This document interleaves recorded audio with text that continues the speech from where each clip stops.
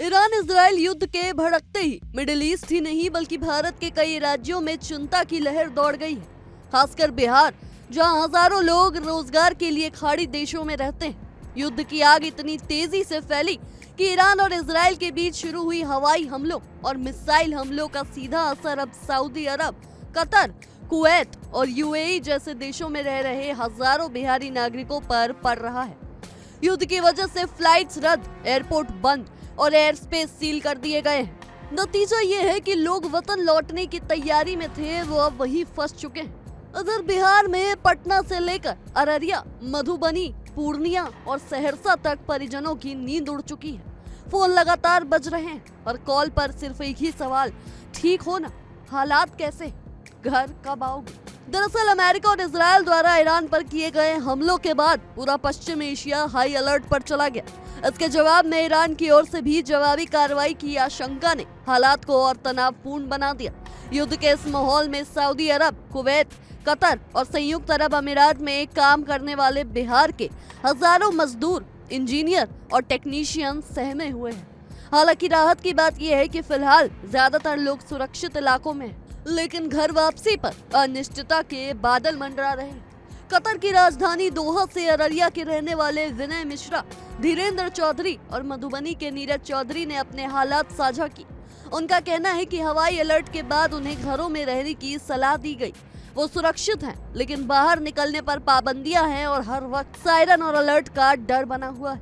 पटना के गोला रोड निवासी इंजीनियर श्रवण कुमार, जो कुवैत में काम करते हैं, वो बताते हैं कि एमिरेट्स जैसी बड़ी एयरलाइंस ने उड़ानें रद्द कर दी। होली पर घर लौटने की उनकी योजना अब अधर में लटक गई। वो कहते हैं काम तो चलता रहा है, लेकिन मन में हर वक्त बिहार ही लगा रहता है। न जाने हालात कब ठीक होंगे। युद्ध का असर सिर्फ वहां मौजूद लोगों तक सीमित नहीं, पश्चिम एशिया जाने वाले कई यात्री भारत में ही फंस गए हैं। अररिया और पूर्णिया के कई परिवार जो हैदराबाद से कतर जाने वाले थे, उन्हें सुरक्षा कारणों से एयरपोर्ट पर ही रोक दिया गया। अब उन्हें वापस बिहार लौटना पड़ रहा है। हवाई यातायात बुरी तरह प्रभावित है। एयरलाइंस या तो उड़ानें रद्द कर रही है या अनिश्चित काल के लिए सस्पेंड कर रही है। विशेषज्ञों का कहना है कि हालात सामान्य होने तक खाड़ी देशों की यात्रा पर पूरी तरह रोक लग सकती है। इस बीच भारतीय दूतावास ने पश्चिम एशिया में रह रहे भारतीय नागरिकों के लिए विशेष एडवाइजरी भी जारी की।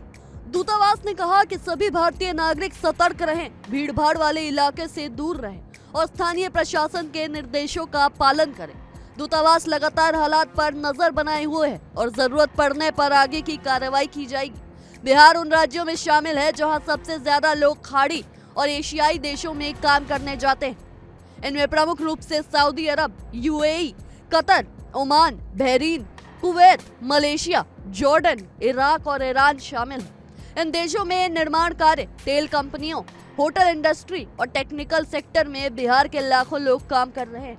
आज वही लोग युद्ध के साए में हर पल अनिश्चितता के साथ जी रहे हैं और बिहार में उनके परिजन टीवी स्क्रीन से चिपके हुए हैं।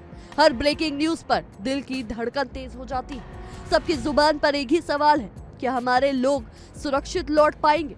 कब खुलेगा आसमान और कब खत्म होगा ये युद्ध? फिलहाल युद्ध की आग मिडिल ईस्ट में सुलग रही है और उसका दर्द बिहार के गांव शहरों तक महसूस किया जा रहा है।